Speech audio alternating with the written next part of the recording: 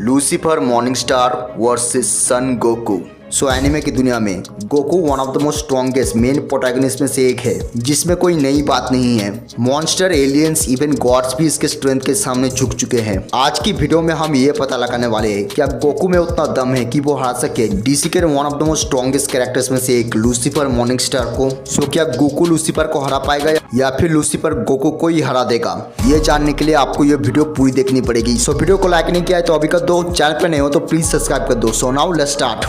Goku है main protagonist dragon ball franchise का। Dragon ball की जर्नी में गोकू की स्ट्रेंथ ड्रास्टिकली इंक्रीज हुई है, सरपासिंग फ्रीजा, जिसके पास इतना पोटेंशियल था कि वो नामिक को उड़ा दे, जो कि एक गैलेक्सी साइज का था। यहाँ तक कि embodiment of perfection, perfect cell, जो कि एक यूनिवर्सल लेवल डिस्ट्रक्शन कर सकता था। Even surpass great ripper of justice Gotenks, जिसके पास प्रेजेंस से ही रियलिटी शेक हो रही थी। गोकू ने सरपास कर दिया था पर्सोनिफिकेशन ऑफ इविल माजिन बू को, जो कि पूरे आफ्टर लाइफ को डिस्ट्रॉय कर सकता था, जो कि ट्रिलियंस ऑफ टाइम बड़ा था अपने यूनिवर्स से। लेकिन अब Goku realm of the gods में एंटर कर चुका है और उससे बियॉन्ड भी जा चुका है। ड्रैगन बॉल सुपर की शुरुआत में हमें गोकू को दिखाया जाता है, जो कि स्ट्रॉन्गेस्ट फाइटर इन इंटायर गैलेक्सी था, जिसने डिस्ट्रॉय कर दिया था पर्सोनिफिकेशन ऑफ इविल माजिन बू को। लेकिन गोकू इस बात से अनजान था कि उससे भी बड़ी ताकत 29 साल बाद जाग चुकी है। Beerus the destroyer god of Dragon Ball universe 7, जो कि ढूंढ रहा था सुपर सैयन गॉड को। बीरस को पता चला strongest Saiyan in existence Son Goku के बारे में, और वो उससे सुपर सैयन गॉड के बारे में पूछने चला गया। गोकू और बीरस फेस टू फेस आते हैं और गोकू बीरस को चैलेंज करता है एक फ्रेंडली डुअल के लिए। गोकू पावर अप करता है और वो ट्रांसफॉर्म हो जाता है सुपर सैयन 3 में। Super Saiyan 3 Saiyan equal to heaven, जिसने हिला रखा है आफ्टर लाइफ को। लेकिन जब उसका सामना हुआ बीरस द डिस्ट्रॉयर से, तब बीरस ने उसे ओनली 3 हिट में ही डिफीट कर दिया। गोकू समझ गया था कि उसके और बीरस के पावर लेवल्स में जमीन आसमान का फर्क है। गोकू ने इस बात को इग्नोलेज किया कि सुपर सैयन 3 वेजिटो भी हरा नहीं सकता बीरस को। गोकू ने डिसाइड किया कि बीरस को रोकने का एक ही रास्ता है, सुपर सैयन गॉड। सेनरोन ने बताया कि सुपर सैयन गॉड बहुत ही पहले मारा जा चुका है, लेकिन उसकी पावर्स को अभी भी अचीव किया जा सकता है रिचुअल की मदद से। 5 प्योर हार्टेड सैयन्स इंक्लूडिंग पैन अपनी लाइफ को गोकू के साथ मर्ज कर लेते हैं, जिससे सुपर सैयन गॉड का दोबारा जन्म होता है। लेकिन इस बार सुपर सैयन गॉड यामुसी नहीं, बल्कि था अपना सन गोकू। और अब वक्त हो चुका था यूनिवर्स के सबसे इंटेंस बैटल का, the battle of gods. Goku और बीरस लड़ने लगते हैं। गोकू अपने बॉडी में न्यू लेवल ऑफ स्ट्रेंथ महसूस कर रहा था, जो कि उससे पहले उसने कभी महसूस नहीं की थी। गोकू अपने पावर्स को धीरे धीरे अनलॉक करता है और बीरस को बराबरी की टक्कर देता है। गोकू और बीरस अपने पंचेस को आपस में टकराते हैं, जिससे पूरा यूनिवर्स हिलने लगता है, और ना जाने उन दोनों के पंच के इंपैक्ट से कितने गैलेक्सीज डिस्ट्रॉय हो जाते हैं। और अंत में बीरस अपनी 70% स्ट्रेंथ का यूज करके गोकू को हरा देता है, और ऐसे ही अंत होता है बैटल ऑफ गॉड्स का। बीरस के साथ ट्रेनिंग करके गोकू अपने एक नया फॉर्म अनलॉक करता है, जो कि था सुपर सैयन ब्लू। ये फॉर्म मिक्सचर था सुपर सैयन गॉड और सुपर सैयन का, जो कि सुपर सैयन गॉड से 10 गुना ज्यादा स्ट्रॉन्ग था। God of destruction Champa saga में गोकू का सामना हुआ हिट के पास एक स्पेशल एबिलिटी थी, जो कि उसे बीरस से भी खतरनाक बनाता था, जो कि था टाइम स्किप। बेसिकली हिट के पास एक ऐसी एबिलिटी थी जिसकी मदद से वो टाइम को फ्रीज कर सकता था, टाइम को पूरी तरीके से रोक सकता था। लेकिन गोकू के पास इसका भी काउंटर था। गोकू अपना कायोकेन 10x यूज करता है, जिसकी वजह से टाइम और स्पेस के बैरियर ही टूट जाते हैं, जिसके बाद तो वो बहुत ही आराम से डोमिनेट कर लेता है हिट को। फ्यूचर ट्रंक सागा में रोजे के अगेंस्ट गोकू अपने कायोकेन 20 का यूज करता है और अपने ही लिमिट्स को एक बार फिर तोड़ देता है। और कुछ थ्योरीज के अकॉर्डिंग गोकू के पास अगर एक और सेंजोबिन्स होता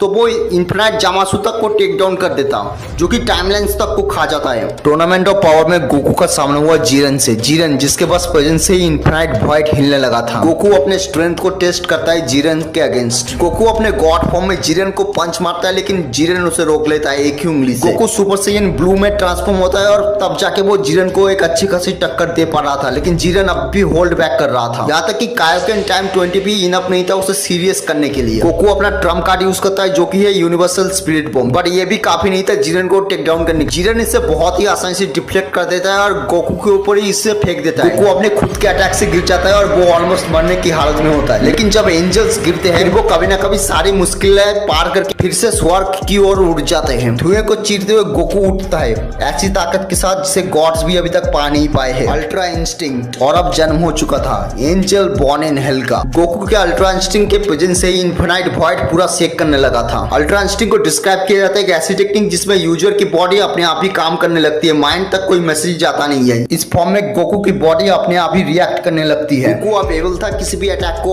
ऑटो काउंटर करने के लिए, no matter how dangerous that attack is. और इसके अलावा उसकी ड्यूरेबिलिटी और स्पीड भी बहुत ज्यादा बढ़ चुकी थी। गोकू और भी ज्यादा पावरफुल बनता गया जैसे जैसे टूर्नामेंट प्रोग्रेस करता गया। Goku surpass his own teammate evolution Vegeta जिसकी स्ट्रेंथ इतनी ज्यादा थी कि वो टोपो को भी ओवरपावर कर। टोपो कैपेबल था अपने एक ब्लास्ट से इन्फिनाइट वॉइड को डिस्ट्रॉय करने के लिए। गोकू अपने अल्ट्रा इंस्टिंक्ट एक बार फिर अनलॉक करता है, लेकिन इस बार कैप्ला के अगेंस्ट फाइट में। ड्रैगन बॉल विकी के अकॉर्डिंग कैप्ला उस टाइम पे इतनी ज्यादा स्ट्रॉन्ग थी कि वो किसी भी यूनिवर्स को वन शॉट में डिस्ट्रॉय कर सकती थी। हालांकि कैप्ला के पास एडवांटेज था स्ट्रेंथ में, लेकिन गोकू की स्पीड बहुत ज्यादा थी जिसकी वजह से गोकू ने कैप्ला को बहुत ही इजीली डिफीट कर दिया विदाउट एनी स्वेट। गोकू ने जिरेन के अगेंस्ट अपना अल्ट्रा इंस्टिंक्ट आखिरी बार अनलॉक किया। गोकू और जिरेन उसके बाद फेस टू फेस आते हैं और लड़ने लगते हैं। गोकू अपने आप को शार्प करता है और आंख बंद करके जिरेन के ऊपर बराज ऑफ अटैक करने लगता है। उसके बदले में जिरेन भी पूरी स्ट्रेंथ से रिटेलिएट करता है with his full strength and Jiren decide करता है कि इस मैच को अभी के अभी खत्म करने और अपना सबसे ज्यादा खतरनाक अटैक गोकू के ऊपर फेंक देता है। बट गोकू ने अवेक कर लिया था उससे भी ज्यादा खतरनाक चीज को, जिसके रिस्पेक्ट में सारे गॉड्स खड़े हो गए।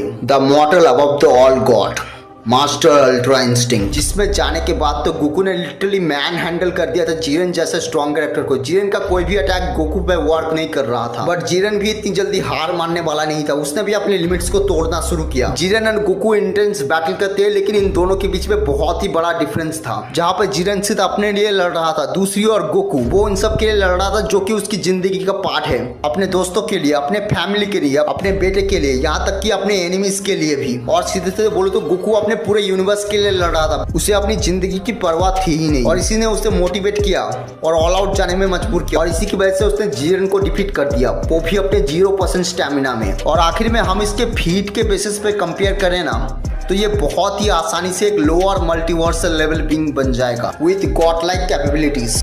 टूर्नामेंट ऑफ पावर के बाद गोकू फेस करता है लेजेंडरी सुपर सैयन ब्रॉली से। और गौर करने की बात है कि विश ने पॉइंट किया था कि पूरे यूनिवर्स के अंदर गोकू और वेजिटा से ज्यादा स्ट्रॉन्ग कोई नहीं है, लेकिन किस्मत को कुछ और ही मंजूर था, क्योंकि 10 मिलियन साल बाद कोई आजाद हो गया था जिसकी पावर एबिलिटीज कुछ हद तक मार्बल के गैलेक्टस जितनी थी, जो कि था मोरो द प्लैनेट ईटर, जो कि गैलेक्टस की तरह पूरे यूनिवर्स में ट्रैवल करके प्लैनेट्स को खा के स्ट्रॉन्ग बनता जा रहा था।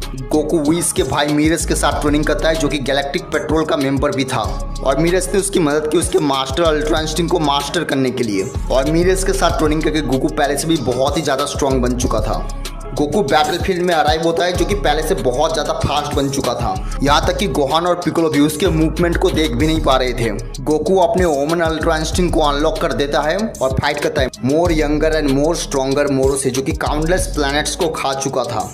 लेकिन जो भी हो, ये भी काफी नहीं था। मोरो के ऑफेंस गोकू के डिफेंसेस को बहुत ही आसानी से तोड़ देते हैं। मोरो 7-3 वेस को खा जाता है, जिसकी वजह से वो एबल हो जाता है किसी की भी एबिलिटी को कॉपी करने के लिए, और वो बन जाता है 7-3 मोरो। लेकिन मीरस समझ आता है गोकू को यहाँ पे एक छोटे से इमोशनल पुश की जरूरत है अपने एबिलिटीज को मास्टर करने के लिए। मीरस मोरो के ऊपर बिना सोचे हमला कर देता है, लेकिन उसके तुरंत बाद मोरो मीरस के नेक को पकड़ लेता है और उसकी एबिलिटीज को कॉपी कर लेता है। मीरस मोरो के सिर पे अपना फाइनल शॉट मारता है, लेकिन एंजल्स रूल के अकॉर्डिंग एंजल्स मॉर्टल अफेयर्स में इंटरफेयर नहीं कर सकते। मीरस उसके दोस्त यानी गोकू की ओर देखता है और वो उसे कहता है वो इस गैलेक्सी पे आया था कॉस्की से ये गैलेक्सी पसंद है, ये यूनिवर्स पूरी तरीके से एक्साइटमेंट से भरी पड़ी हुई है, प्लीज प्रोटेक्ट इट ऑल। उसके बाद मीरा एग्जिस्टेंस से इरेस हो जाता है। गोकू अपने दोस्त को अपने आंखों के सामने डिसइंटीग्रेट होते हुए देखता है और वो कुछ नहीं कर पाता। गोकू अपने इमोशंस और अपनी गिल्ट के साथ पावर अप करता है और उसका रिग्रेट उसके लिमिट्स को एक बार फिर तोड़ देता है और वो अनलॉक कर देता है परफेक्ट अल्ट्रा इंस्टिंक्ट को। परफेक्ट अल्ट्रा इंस्टिंक्ट गोकू बहुत ही ज्यादा ओवर पावर था, जिसने मोरो को कंप्लीटली आउट क्लास कर दिया था। इन दोनों की ऑफेंसिव और डिफेंसिव एबिलिटी में जमीन आसमान का फर्क था। गोकू मोरो के हर एक अटैक को एफर्टलेसली ब्लॉक कर दे रहा था, और गोकू और मोरो की स्ट्रेंथ के बीच की गैप तो बहुत ही ज्यादा थी। गोकू ने बताया कि मोरो अब तक का सबसे ज्यादा स्ट्रॉन्ग अपोनेंट है जिससे वो लड़ चुका है। गोकू मोरो को सेंजुबिन देता है अपनी पावर्स को रिकवर करने के लिए। मोरो अपनी पूरी ताकत का इस्तेमाल करके गोकू की छाती पे पंच मारता है, लेकिन इसका हाथ ही टूट जाता है। मोरो मीरस की पावर्स को यूज करता है और बन जाता है एंजेलिक मोरो, और वो एबल हो जाता है अल्ट्रा इंस्टिंक्ट गोकू की पावर्स को मैच करने के लिए। लेकिन जो भी हो, गोकू की पावर्स फिर भी बहुत ज्यादा थी मोरो के कंपेयर में। मोरो अपने आप को पूरी गैलेक्सी के साथ फ्यूज कर लेता है, लेकिन गोकू मोरो को फिर भी डिफीट कर देता है अल्ट्रा इंस्टिंक्ट सुसानो के साथ। और एक बार फिर गोकू आखिरी मॉडल था जो कि अल्ट्रा इंस्टिंक्ट को यूज कर सकता है। ग्रेनोला आर्क में गोकू फाइट करता है strongest in the universe granola के साथ। ग्रेनोला ने नमेकियन ड्रैगन से विश मांगी थी कि उसे सबसे ज्यादा स्ट्रॉन्ग बनना है पूरे यूनिवर्स में, लेकिन गोकू बहुत ज्यादा अच्छा बन गया था अल्ट्रा इंस्टिंक्ट में। वो एबल हुआ अपने अदर फॉर्म में अपने अल्ट्रा इंस्टिंक्ट को यूज करने के लिए। गोकू ग्रेनोला से फाइट करता है जिसमें वो दिखाता है कि वो अल्ट्रा इंस्टिंक्ट को अपने बिल के हिसाब से यूज भी कर सकता है। लेकिन जो भी हो, ग्रेनोला से भी बहुत ज्यादा ताकतवर एनिमी आने वाले थे फ्यूचर में, जो कि सच में स्ट्रॉन्गेस्ट इन द यूनिवर्स था, जिसका नाम था गैस। गैस इतना ज्यादा ओवर पावर था जिसने गोकू और वेजिटा के स्ट्रॉन्गेस्ट फॉर्म को अकेले संभाल लिया था। गैस के अगेंस्ट गोकू ने अपने अल्ट्रा इंस्टिंक्ट का एक न्यू वर्जन अनलॉक किया जो कि था ट्रू अल्ट्रा इंस्टिंक्ट, और इस फॉर्म में गोकू तो स्ट्रॉन्गेस्ट ऑफ द यूनिवर्स से भी ज्यादा स्ट्रॉन्ग बन गया था सच में, और एक बार फिर साबित कर दिया इस सैयन के पास कोई लिमिट नहीं है। ओवरऑल मांगा गोकू स्केल करता है कॉम्प्लेक्स मल्टीट्यूड आउटवर्सल में with immeasurable speed. Lucifer Morningstar DC Comics के अकॉर्डिंग डीसी के गॉड प्रेजेंस ने सबसे पहले 3 विंग्स को बनाया था और 3 भाई पैदा हुए थे, life giver Michael, light bringer Samuel and Gabriel the super power. और इन तीनों भाइयों ने मिलकर पूरे डीसी मल्टीवर्स को क्रिएट किया। लेकिन उसके 3 बिलियन साल बाद लूसीफर गॉड के नखरों से तंग आके उनके खिलाफ रेबेलियन कर देता है, जिसकी वजह से प्रेजेंस उसे हेवन से निकाल देते हैं और उसे हेल में फेंक देता है। बट लूसीफर जिस दिन आसमान से गिरा उसी दिन से उसकी स्ट्रेंथ ड्रास्टिकली इंक्रीज होना शुरू हो गई। वो 10 बिलियन सालों तक हेल पे रूल करता है, लेकिन आखिर में इन सब से बोर हो जाता है और हेल की चाबी ड्रीम यानी सैंडमैन को देके अर्थ 666 में वेकेशन करने चला जाता है। उसने डिसाइड किया अपना खुद का यूनिवर्स बनाने के लिए जिसमें सबके पास पूरी आजादी हो, एक ऐसा यूनिवर्स जहाँ पे गॉड एग्जिस्ट नहीं करता, कोई किसी की पूजा नहीं करता। लूसीफर ऐसा यूनिवर्स चाहता था। कॉज की वो बहुत ही बड़ा सपोर्टर था फ्री विल का। वो हेवन में गया और अपने एंजल विंग्स को वापस लिया और अपने भाई माइकल से मिला जो कि मरने की हालत में था। लूसीफर माइकल को वाइट में ले आता है और उसे मार देता है, और माइकल के मरने की वजह से बहुत ही बड़ा धमाका होता है जिसे हम कहते हैं बिग बैंग के नाम से। लूसीफर पहले ही जानता था माइकल के मरने से इनफ एनर्जी प्रोड्यूस होगी अपना खुद का यूनिवर्स क्रिएट करने के लिए, और इस एक्सप्लोजन की वजह से काउंटलेस स्टार्स गैलेक्सी क्रिएट हुई और लूसीफर का खुद का अपना एक यूनिवर्स क्रिएट हो गया। Lucifer Morningstar DC Comics के one of the most strongest characters में से एक है। यहाँ तक कि डीसी कॉमिक्स में ऐसे गिनती के कैरेक्टर्स है जो लूसीफर को टक्कर भी दे सके। मिस्टर मिकजी हो या फिर हो वर्ल्ड फॉर्चरर या फिर हो Perpetua the mother of all multiverse, even cosmic armour Superman, ये सब कुछ भी नहीं है लूसीफर के स्ट्रेंथ के सामने। लूसीफर मॉर्निंग स्टार ने कॉमिक बुक में बहुत ही ज्यादा रेडिकुलस फीट परफॉर्म किया। जैसे उसने एक टच में तोड़ दिया था ओवरवॉइड को।